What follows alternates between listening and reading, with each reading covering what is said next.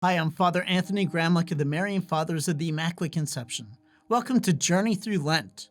During this holy penitential season, join me as I answer some of the questions you may have, and perhaps learn how to make your own observance of Lent more fruitful and spiritually rewarding.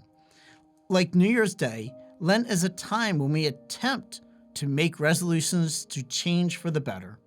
Unfortunately, we often make too many resolutions. When we find we cannot keep them, we fall into discouragement. So how are you doing? Have you been practicing the 3 pillars, prayer, fasting, and almsgiving? That bad, huh? Do not be discouraged. There's still time to prepare your mind, heart, and soul for the extraordinary gift of the resurrection on Easter. In these remaining weeks of Lent, I suggest we learn from the example of St. Faustina and imitate how she lived Lent in a simple but holy way. How did she do this? Obedience.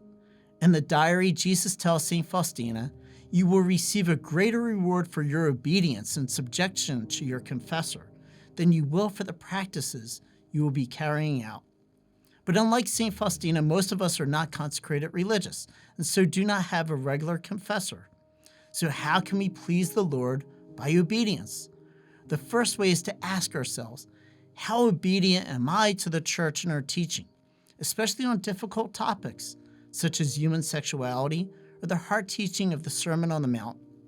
We may be aware of certain difficult aspects of church teaching, but do we live all of it?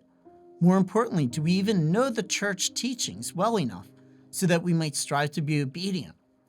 Secondly, in daily life, how often do we deny our own will so as to put others first and love our neighbor as ourselves?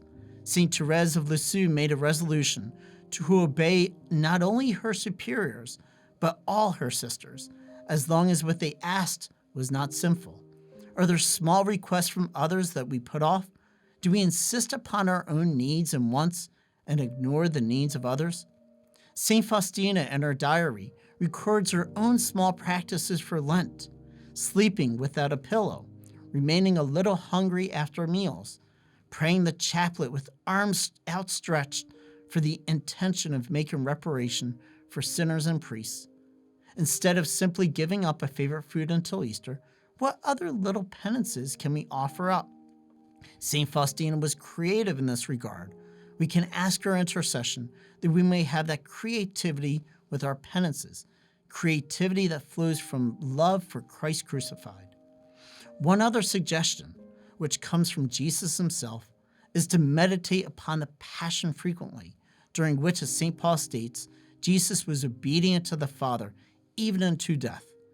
Jesus told St. Faustina, "I give great graces to souls who meditate devoutly on my Passion." The goal of Lent is not simply self-improvement or adding to resolutions.